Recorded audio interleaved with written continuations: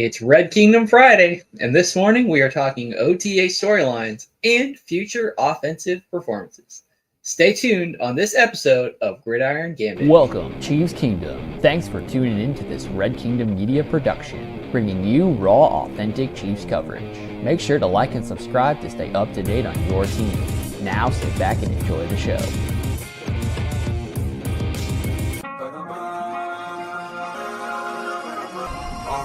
Let's work. Hey. Yes, everybody, it is another Red Kingdom Friday morning, barely hitting the morning, but we are here. It is your pals, Jordan and Clinton, and we're here to talk about some of the latest storylines out of OTAs and kind of think about what the Chiefs are planning to do here and hopefully make an offensive jump than we've seen in the past couple of years. So, Jordan, first off, how are you doing, my friend? I'm doing pretty good. Top of the morning to everybody. Sorry for the little late start, but we are here, of course, on this great Red Friday. Hey, I mean, not too bad of a start. I mean, at least we're getting in. We're getting in early. You and I, we're kind of some of the eager guys on the Red Kingdom media staff. If we can get stuff done, we'll get it done ASAP. So why wait until the afternoon to give you guys a show when we can start your morning or possibly interrupt one of your boring parts of work and give you a little bit of Chiefs talk to get your mind off things. So I will stop stalling. Let's go ahead and officially look into our first topic, which is Stackin with Simmons.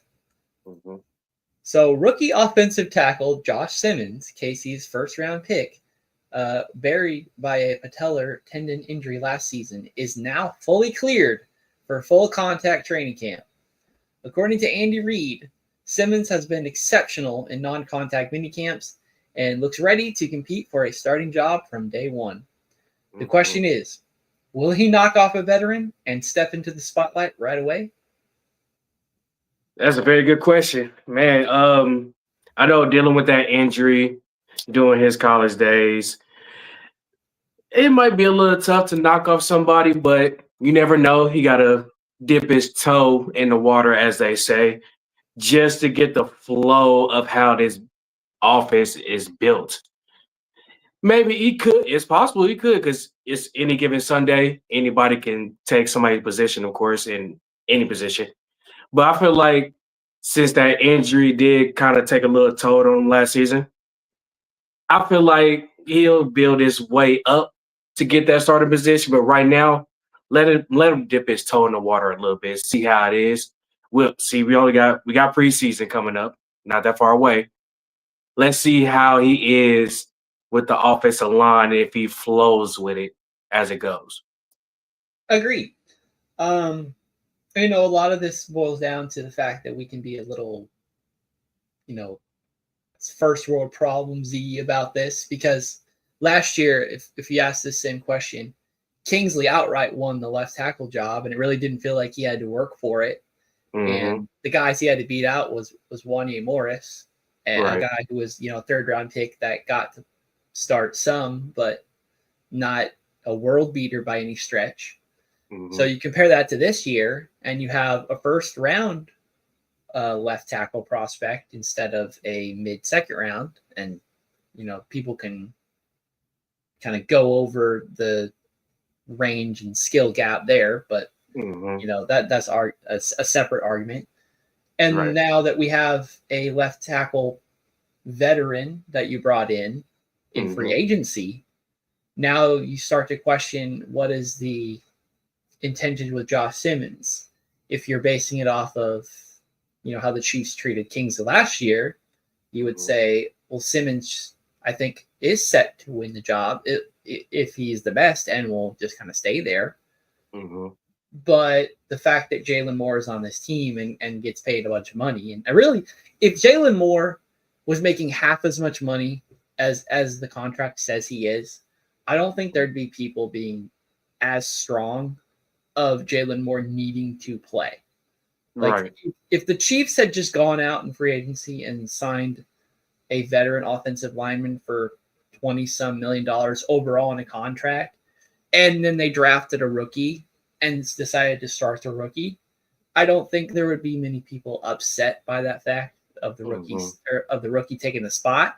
But because they see Jalen Moore and the number for this year alone that he's supposed to be making, they feel obligated to put him at that spot. And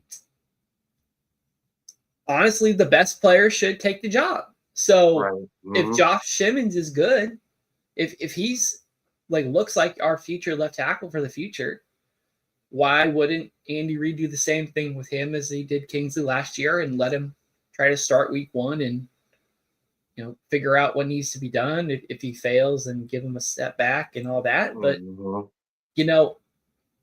I think the Chiefs are probably going to be a lot better to Josh Simmons than they were Kingsley or any of the other tackle prospects that kind of had to be thrown into the fire. I think love it if Jalen Moore was outright better in training camp and could win the left tackle job, and that allows Josh Simmons to sit on the bench for a full year, or even cause Jawan Taylor to have a little bit of stress in his life, saying, hey, you're just as much money. We can't have 2 bad tackles making the most money. We have to kick you out. We got this future tackle prospect that we really like, who just so happened to play right tackle in college as well. So he's one of the more versatile offensive prospects in this year's draft, but had such a strength at left tackle that you could plug and play him there if needed. But the Chiefs are in a spot right now where maybe the right tackle is the spot where Josh Simmons can kind of take the reins from if needed and kind of be that Eric Fisher, where we already have a left tackle and we're really good right there for right now, but we're going to have a hole after that this year. So maybe play what you can on right tackle. And we understand you might not look the best over there versus left and the differences that those are. We trust and like you as a player, where we're going to ask you to have that type of versatility and pressure on you, because we think highly of you. So we want to see if you'll sink or swim or not. Oh yeah. I feel like they should give Josh Simmons that. They should give him the pressure, should give it to him, especially if it's outright he's better than Jalen Moore. But if it's like they're comparable, then I think ultimately, like much of the other Gridiron Gambit crew has been talking, I think Jalen Moore will win the spot, and that will just push Josh Simmons off to the bench if it's close. But, if you're going in training camp and you're the coaches and you're saying, man, Josh Simmons is like a step above. Like, he really is. And he is everything we thought he would be. And it doesn't mean that the Jalen Moore signing was bad or a risk or like a panic move. You needed to be done. You didn't know what was going to happen in the draft. That's what happens in the draft. You don't get to predict and know exactly what happens. But they had an interest in Josh Simmons before the draft started, and they liked him throughout the whole process. So they saw potential in him. And the fact that he's healthy already right now from his injury last October, November, sometime from there,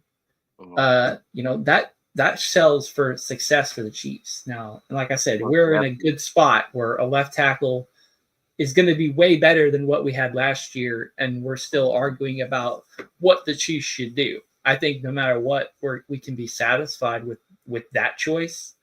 But it's now up to the Chiefs' hands. Like, is Josh Simmons valuable enough to kind of sit there and waste a redshirt year if he needs to, if you think he will be a tackle that you're not going to let walk away for a long time? Or are you still in win now mode and we need to win Super Bowl this year to avenge what we couldn't do last year? And that's the same mentality. Then Jalen Moore might be the player that's ready to go right now instead. So, training camps is going to show us a lot more, especially how the 1s and 2s are lining up, and whether those 2 players I just mentioned are lining up anywhere beside left tackle. Kind of be a bigger indicator of the story. But, if you're just asking me, will Simmons win outright?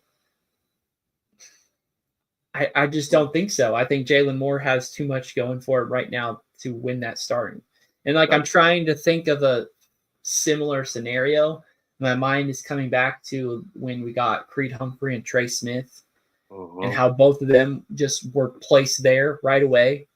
Right. And Creed Humphrey is a second-round pick as a center. I don't think we even had another center. Maybe Austin Ryder was on or off the team by that point. So Creed could win that job. But Trey Smith, I'm pretty sure it was like him or one of Kyle Long, I think. And it was like who was going to win. And I think there was either there was the injury or the injury happened after. But like Trey Smith just won that job in training camp and never let it go. And I feel like if we go into training camp and you see Simmons is constantly getting that spot and not getting pushed out of the ones, that should get us all very excited and not to the detriment of Jalen Moore and how his contract affects the makeup of the team. Just the thing that everyone has been so stressed over, the left tackle situation. If Simmons looks amazing in training camps, like supposedly he's looked in mini camps,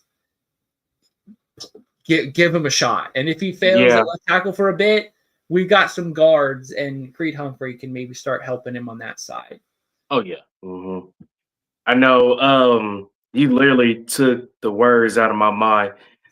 That red shirt year, like this year could possibly be that red shirt year, just in case they want to build his talent on either the left side or the right side, which would be good to have him available just in case we need him to be that right tackle, which I don't mind it because you never know. He might not mess around and start the whole season, but I know he's available and I already know he's ready. Being a first-round draft pick, they will throw him in there most likely week 3. You never know. Week 4. If not, we'll throw him in there week 1 against the Chargers in Brazil. I mean, that's what I'm saying. If Josh Simmons is such a good player, there's no reason the Chiefs can afford to sit him. I mean, whether that's at left tackle or a tackle spot or whatever, we've always heard them say the 5 best players will start, and then they figure out where they line up to begin with. I mean, there was an instance where the best starting 5 last year was Joe Thuney moving to the left tackle spot. And we saw the results of that, but all of us knew that was like a Band-Aid situation, but that was not going to be something that you could do for a long term. So, with Simmons, we all are rooting for him to break out, but I think we also would be just as excited if the Chiefs did stash him away. And hey, play week 17. We play our last 2 games. And just try to play left tackle. I mean, we saw that the Broncos and the Raiders and teams like that might still be competing, so they'll still play their starters. I mean, that's what they're basing off of Kingsley to guard move, because they saw decent enough of him playing guard and said there might be more potential here than what we saw at left tackle. But no matter what the Chiefs do at left tackle, they need to kind of just have that plan and start it. So I'm not saying like if Simmons doesn't win the job in the first week of training camp, like don't even entertain the idea again. But you just need to have some consistency and some continuity with the group at this point, and just allow them all to kind of play with each other. Let them play way more in the preseason, because that kind of hurt us. I think you kind of assumed everything was all good by just the little effort that they did. And then we started the season against some really tough teams, and the Chiefs felt like Kingsley got exposed right away. And then he never got really that chance to make up for those struggles early on. So, I think it's a barring injury thing. But if Josh Simmons is one of the 7 best offensive linemen, I feel like he should at least be coming in for an extra running, a player on an extra running down or something like that. But it's like if Simmons comes in and he's not the starter, it was because of something bad. I don't think any of us want injuries to happen, but Jalen Moore is starting and he's kind of struggling a little bit. That also is not going to stop us from, chanting the Simmons to see if they can come in and see if we can do a better job, because the fan base is just frustrated with how the offensive line has performed as of late. And they would really like to go back to those consistencies of Eric Fisher and Mitchell Schwartz.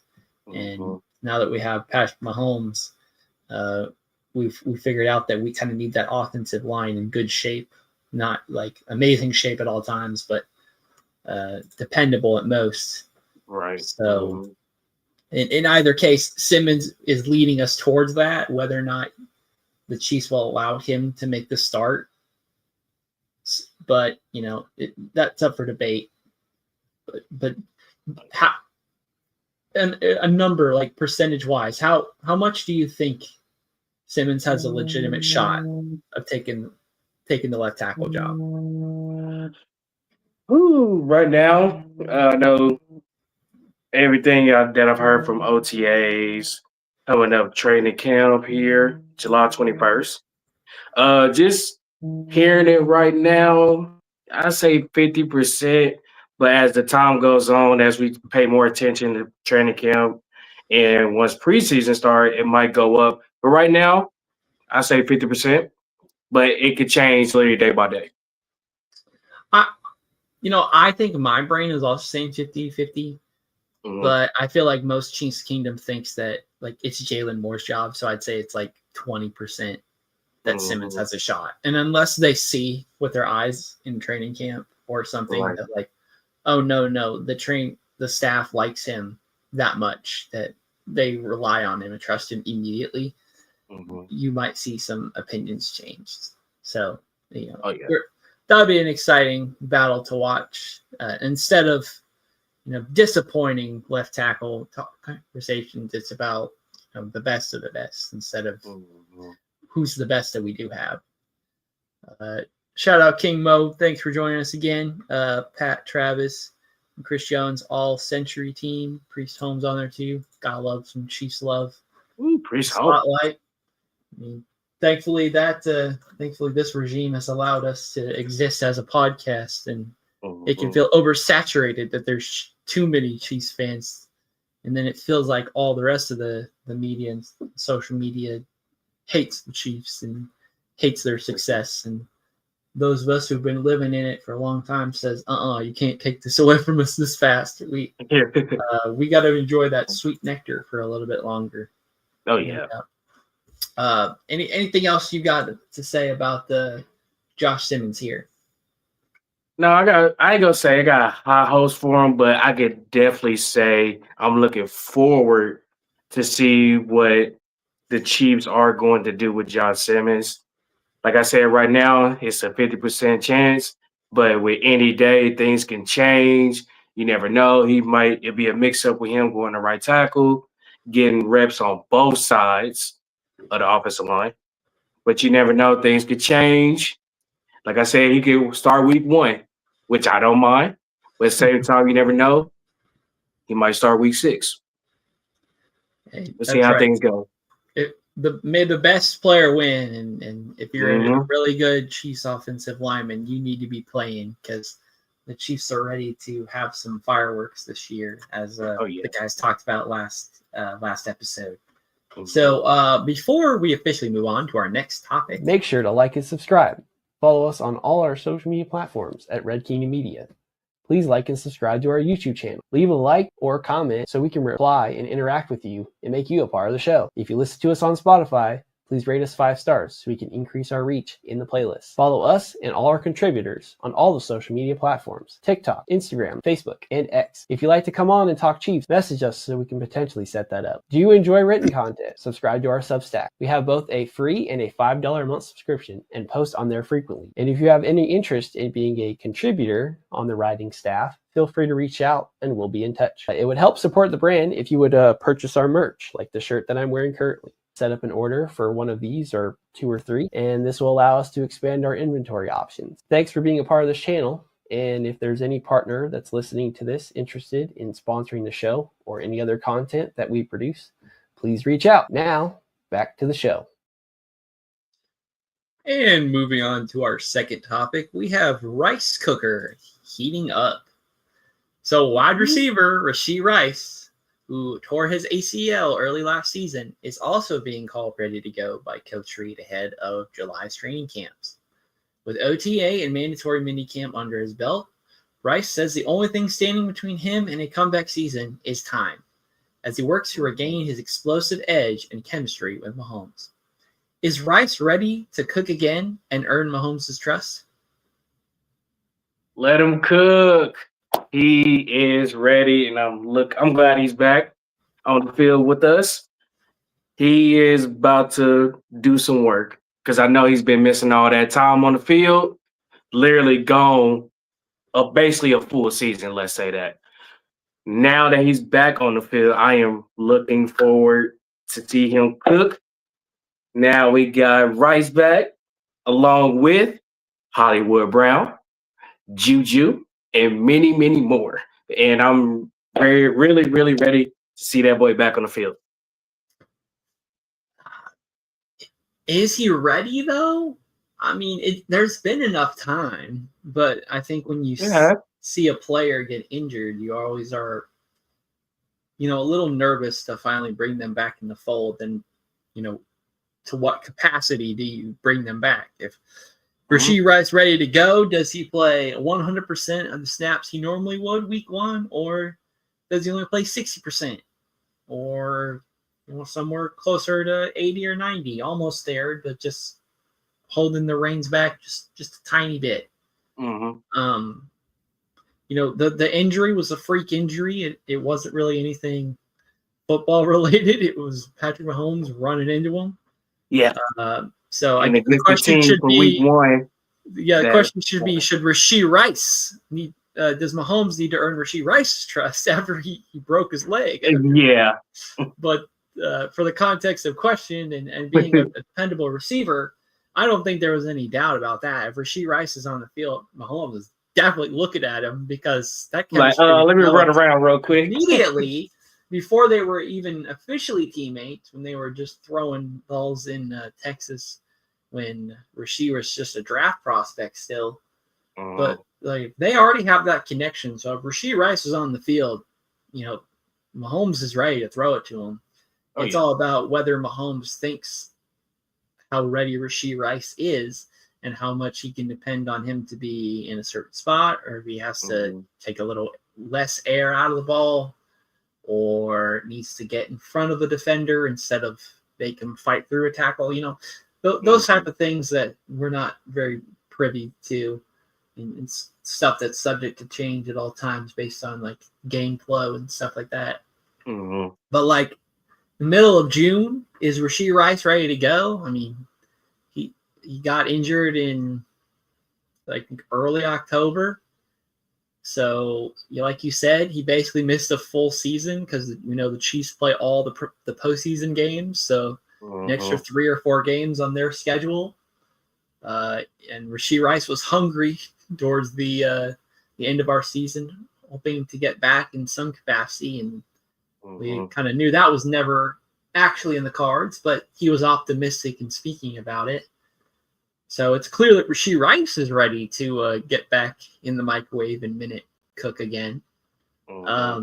But, for his sake, especially now in the first couple of weeks, as maybe Xavier Worthy is getting more trust and responsibilities in the offense, reassessing Travis Kelce and how effective he will be, since he looks a little fitter, shall we say, than he was before, saying, I was a little fatter last year. I was a little slower. So he's saying the thing that all of us were thinking in our heads, but we're afraid to say out loud. And you thought, it's because he's closer to retirement. No, it's because he acknowledged that he wasn't taking care of himself. And playing the NFL is a tough thing. Like, you have to be mentally and physically prepared. And if you think you can do one without the other, then we can see the results of that. So I think, Travis Kelce is also ready to come back and do a lot more than he was privy to last year. Hollywood Brown's coming in hungrier because he only got a little baby taste of what it was like to play on this offense. And even when he did, we weren't even at our peak form. And I think that's why the next topic that we have is going to be, the one that everyone's talked about. And the guys last week already talked about basically the same thing. This offense believes they will be more explosive. And putting Rashee Rice back on the field is definitely one way to make this team more explosive. Right. If you had got his snaps all last year, how different the Chiefs would have been, even knowing what we know. So, Rashee probably thinks he's ready to go, but I don't expect the coaching staff to let him kind of run into this full steam ahead. Right. They're going to take things little by little, assess the physical, assess the mental. I mean, the incident wasn't last season by any stretch, but it's still one of the only things that ever gets talked about Rashee Rice. It gets tweeted about every other day or every other week about how we don't know whether or not he's going to play all the games or not, and how dependable he is there. So all that keeps being brought up in the media as well. And that always has a distraction factor to it. Right. But in terms of just readiness to play on the field, Rashee's definitely ready to cook. But this offensive staff needs to let the rice simmer in water. Don't try to overboil it yet. There we go. Don't let out some of the starch too early. Let it all cook at the right temperature and time as it's supposed to. So that way, when it does come out, it's dependable, it's reliable, and at times it still surprises you with how good it is. Oh yeah. I want to say that the trust and the chemistry is there. I know he's been gone for a while, but you already know it's gonna build up slowly but surely, and we're gonna do our thing. Mahomes, first play of the season, ain't gonna throw Rashee Rice a 75-yard touchdown. We ain't expecting that. But when Rashee Rice is definitely gonna build up slowly but surely. Definitely him being gone for so long. But we still got Worthy, we still got Juju, we still got the solid offensive line, of course. We got Travis Kelce, Pacheco, Hunt is back for another season. And also, don't forget the sneaky running back of Elijah Mitchell. Can't forget that.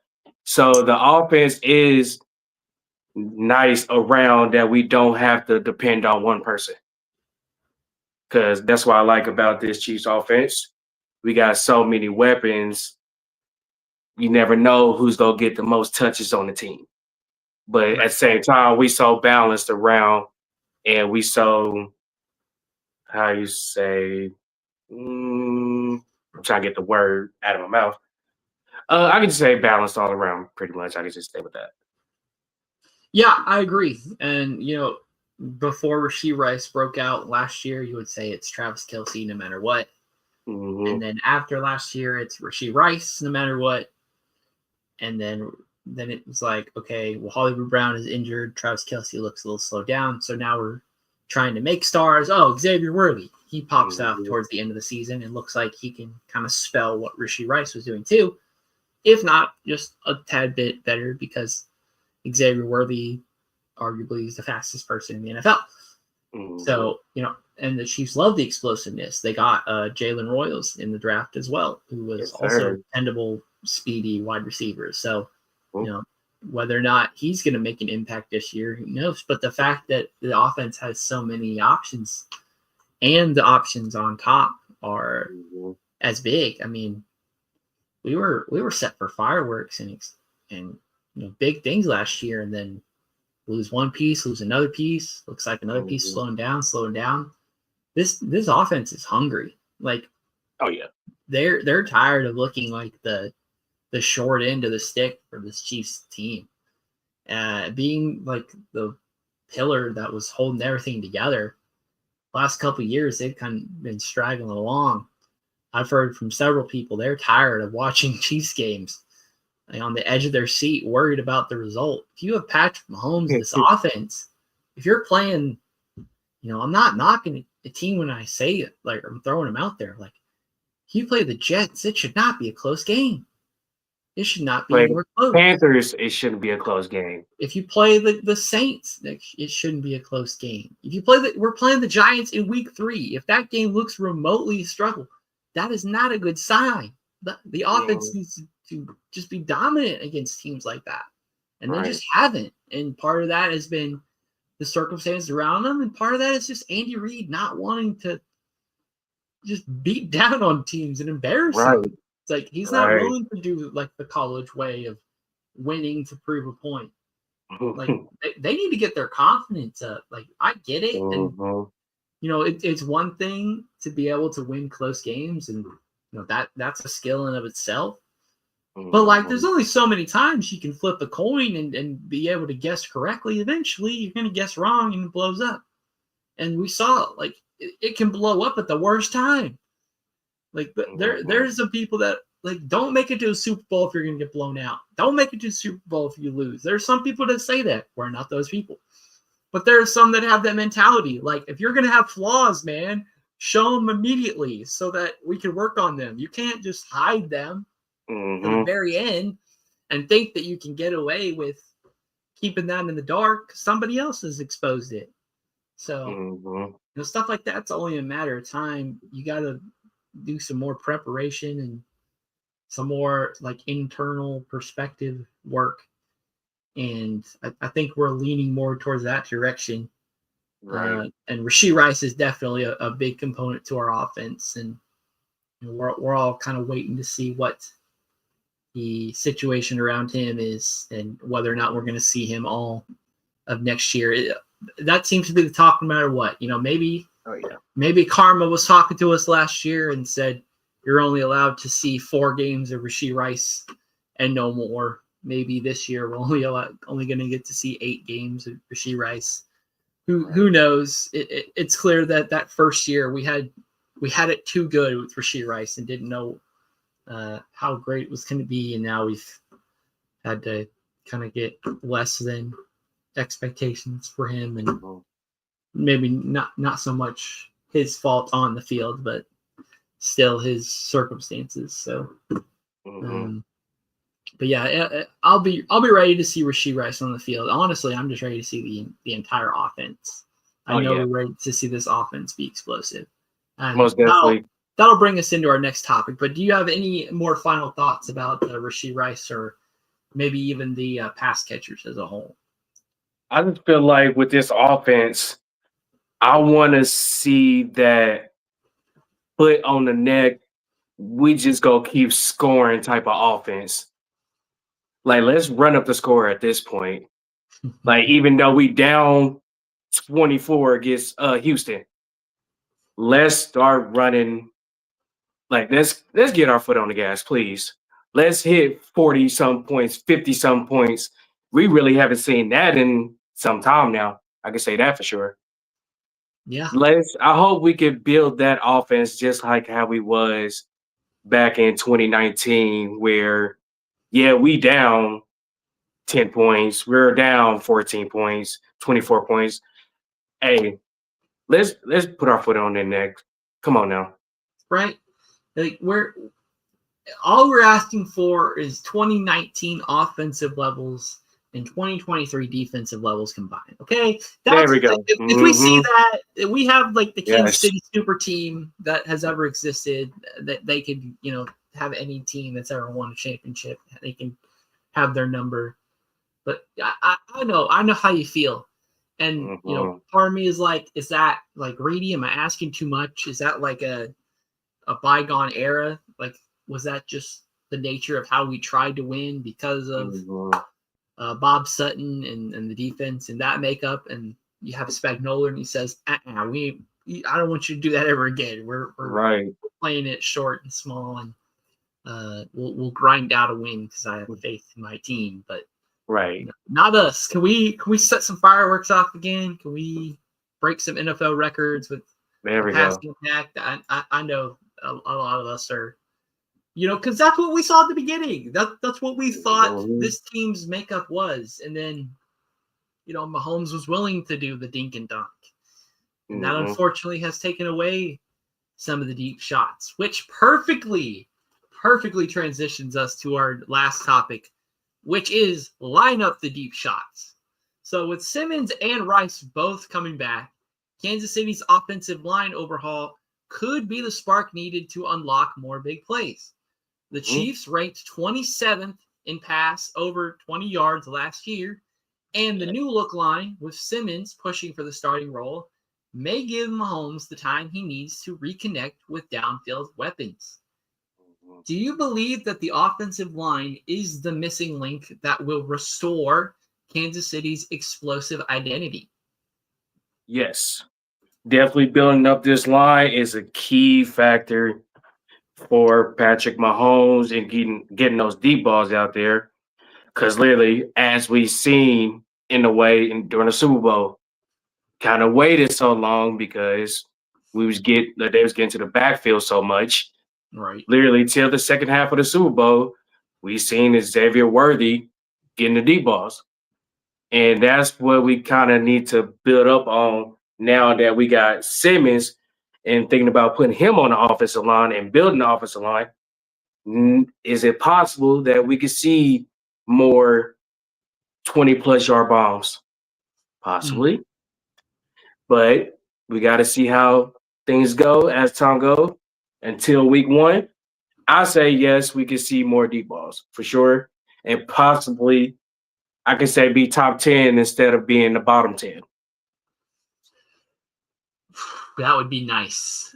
Mm-hmm. Like when you just say out loud how the Chiefs' makeup was and the fact that we have all these weapons, if we don't throw the ball down the field far, the only logical explanation has to be the offensive line. And we've seen Patrick Mahomes, he'll have happy feet and dance around sometimes if the protection is so-so, and he'll kind of freak out. We've seen Super Bowl 55, the offensive line struggles, but you also get a pass that hits Tyreek Hill directly in the helmet. You don't catch that also. So to put all the onus on the offensive line, I don't think that's necessarily fair. If you're blaming the players on the field, do they take more of the blame? Yeah, slightly. But, you might have to argue that the explosive identity going away from the Chiefs is more of an Andy Reid decision than it is a Patrick Mahomes or the wide receiver choice decisions. Because Patrick Mahomes coming out of college was a gunslinger throwing it deep, but he also had a lot of interceptions. Yeah. And, Patrick Mahomes has said, Andy Reid, he's allowed him to play more like he does or has in the past than being underneath another coach. But to say that Mahomes hasn't taken on Andy Reid's tendencies would be, ignorant, because if you're under somebody for so long, he's your head coach, what he likes, kind of some expectations, some under the surface wink, wink, nudge, nudge type stuff that you don't necessarily have to say, Patrick, don't throw an interception on this play. He knows that. So it's well, geez, he had a guy wide open in the end zone and he threw a check down for 3 yards. What's going on? It's his coach might be in his head, might say, game scenarios, do this instead of how you naturally would be. And if that's the case, then, that's more of an Andy Reid issue, and the coordinators and staff underneath him has to be able to counteract that thinking and say, no, remember, we're the Chiefs. This is Patrick Mahomes. We're throw it deep. This is we destroy guys. This is what we do. We don't have to, struggle for 2 yards at a time anymore. Times have changed. We have way more resources and blessings than we could ever imagine. We don't have to be stingy and sit on this anymore. So I could say this. This is the funny thing while I'm smiling. Back then, we was the, hey, Tyreek Hill's down there somewhere, to now that we got valuable weapons, hey, 5 yards is good, because the 5 yards could turn to 15. And that's not wrong. Right. But in my mind, the more the more you're on offense, the snap by snap basis, the more snaps you have on offense, the greater chance that you can have a mistake, a costly mistake, a somewhat mistake, or a defensive win. So if I'm the offense, you kind of want a semi good amount of snaps, but you don't want to be just sitting on the ball for as long as possible, like time of possession will say you do, because it gives the defense more lady luck rolls of the dice to get an interception, strip sack Mahomes on the one time the O-line does give up protection. So you want to like better your odds by shortening the amount of time you're on the field and lessening the amount of time you need to be in the scores. So if we can get those quick scores, like you said, Tyreek Hill down there somewhere, we have somebody just as fast, Xavier Worthy. There we go. Also had Travis Kelce at the exact same time. So if Tyreek was down there somewhere, but we couldn't quite get a good enough rainbow, then there's Travis like 6-10 yards down the field, get him over the middle. We still have Travis Kelce. He's still able to do that. We have Rashee Rice, who's just as good at doing that, if not better, who's younger and can do that. We have Hollywood Brown, who can do the same thing, jug out into the middle and, fall down, maybe not get buried on tackle. We have some tight ends who can spell Travis Kelce. Noah Gray does a great job. Jared Wiley is a tight end who was really good out of college that we really did not get to see in our passing attack. So he could get a step up this year too. Like, we have options galore. We really do. And they just don't go downfield. So this year will be a good test. Is it truly the offensive line? Because I don't think there's anybody this year versus last year saying this O-line this year is worse than last year. And that nobody was really afraid or scared or nervous about the offensive production last year. And arguably nobody was until week 4 when Rashee Rice goes out. Yep. Everything falls apart after that. And that has nothing to do with the offensive line. You would add a left tackle change in the middle of that and didn't really notice too much, or it did not result in an L in the win-loss column. But when you say it out loud, it makes sense. If Mahomes gets pressured early, he obviously doesn't have enough time to throw it deep enough. That's not an arm punt. But to say like that the pass over the middle can't turn into a touchdown is a travesty, because the weapons this Chiefs offense has, they should be able to do that on daily. I mean, Rashee Rice should be able to take a 75-yarder, boom, take a slant just like Tyreek Hill does. Xavier Worthy, just get around the offense or get around the defensive backs. That should be happening all the time too, but we're just not seeing that. That has nothing to do with the offensive line. Quick screen where the ball's out in 2 seconds, the offensive line has zero impact on that play. It is all on the wide receiver and their impact. And the explosive plays just aren't being broken out like that. The plays are going as expected. We're not seeing something above and beyond what the play call is. And if that's what the play call is, then that's how the plays are being called, and that's Andy Reid's choice. Yep. So I think all of the gets put on the players when it really should be on Andy Reid. If you should give us more explosive plays that incentivizes Mahomes to take the extra 2 seconds to throw the ball and take the hit. If he sees Xavier Worthy wide open slanting versus like he's kind of open, but this guy is more open, and you know what I mean? The play should be incentivized to go more downfield, and it just doesn't seem like they are. And so all the onus is put on the weapons to use their playmaking abilities to do all the work. And sometimes they can, and sometimes they can't. Travis Kelce at times taking 80-yarders, and other times you get 3 yards, fall down.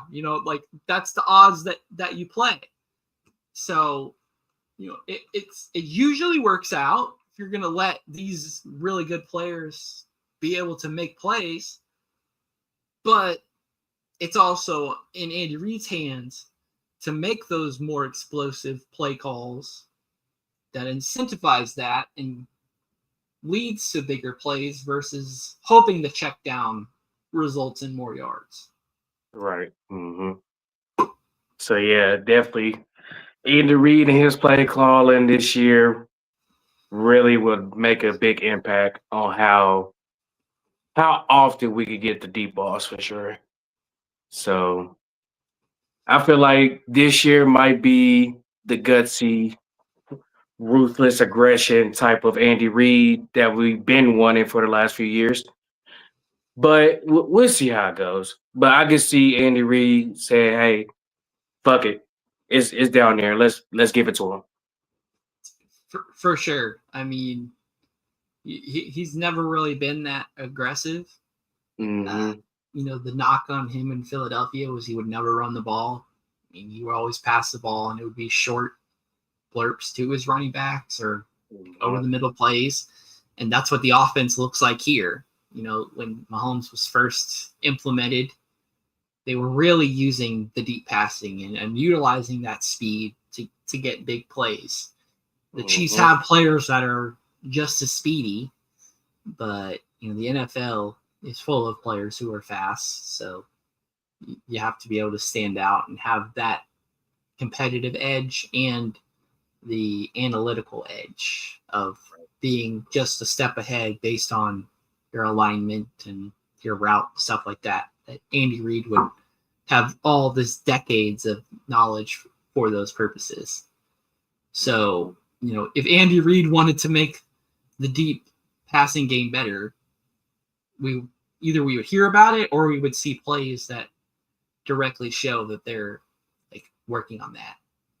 But right now, it all kind of seems just hearsay and conversational stuff because they've had opportunities, and there were times where the offensive line was not as troublesome as it was last year. And I mean, during the regular season, I can only think of one play right now that was a quote deep ball, and it was to Xavier Worthy, and it was like a 50-yarder. That's all. And we can get to the Super Bowl, and we saw how that worked when it was like, oh, we're desperate, throw it to the fastest guy and hope he runs underneath it. Maybe we need to start using some of that desperation in everyday games. Yeah. I mean, you're as good of a team as the Chiefs, you don't feel like you need to be desperate, but shoot, man, it's the NFL. Everybody's just as good as you, and if you undermine and rank your opponent, they can move fast. We've seen the Chiefs lose to teams that barely win 3 games a season and still win the Super Bowl. And stuff like that you would think is imaginative, that a team that's so good at winning the Super Bowl has got to be blowing out bad teams 40-0, right? Nope. This Chiefs team has struggled to win games just the same, regardless of how difficult the opponent was. Yep. So it's time to start kind of respecting that process a little bit. The Chiefs has allowed things to come to them and said, oh, stuff is kind of easy. And then when stuff is difficult, that's when they'll really, pick up the effort factor. It's time to kind of just go 100% the whole time. And maybe that's, hard to picture and even harder to implement. And I know a lot of Chiefs fans are saying, I'm not even paying attention to the fourth quarter. It's the Chiefs. I don't got to care until the very end of the game. And even then, they'll still pull it out. That's great. I'm glad you can have that faith around the Chiefs. And, that's a thing in and of itself. But like I said, you can't flip a coin 100 times and have it always land your way. It's going to go the opposite one time, and it's going to hurt you more when it does because you've have this false sense of security that it will always go your way. It won't, and it can't. So you prepare better and try to better your odds early on instead of saying, we'll finish it to the very end and hope for the best.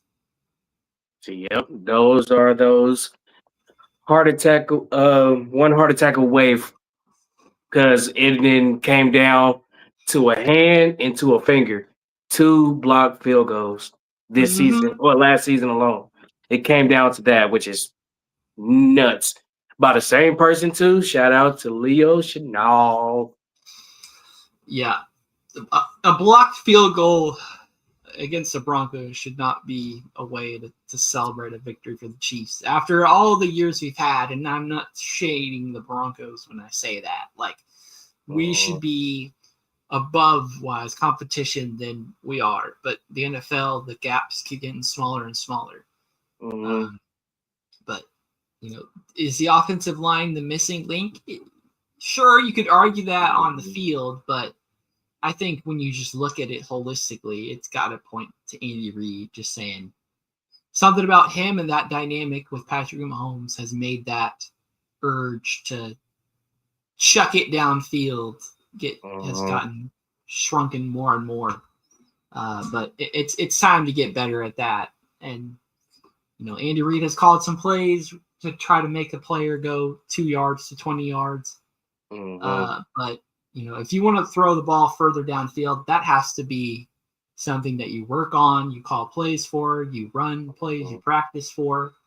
So until we see those, but, we're going to see the Chiefs run mesh concepts until we're 70 years old. That's just what they're going to do. Like, they're never going to come out 4 volt. They're never going to come out 4 birds and just say, Xavier Worthy and Hollywood Brown, one of them's got to win. And if they don't, Rashee Rice and Tyreek and Travis Kelce, just do a little cut in. One of y'all will get open, like, every play. What's stopping us? Come on. Right. But yeah, at this point, let's get some 20 plus to a touchdown. Like, let's work on that a little bit. So let's see how that goes. For sure. We're ready for some, even just 40 touchdown performances. Y'all spoiled us and told us that Patrick Mahomes was this 50 touchdown, 5,000-yarder passer.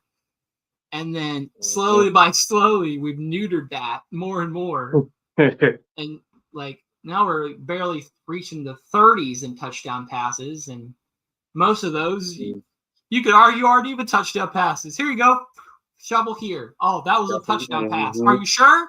Are you sure? I mean, we want Patrick Mahomes to feel better. It sure just looked like he pitched it, which to me is a running back play. But hey, great job, Pat. You got a touchdown with 1 passing yard. Way to go. That's really going to up our stats. We got 5,000 more to go.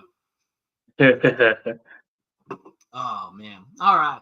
Well, I think we have had just about enough talking about what we think the Chiefs offense is going to do. We are ready for arguably a month from now when, not against NFL teams, but at least putting on uniforms and being visible to audiences.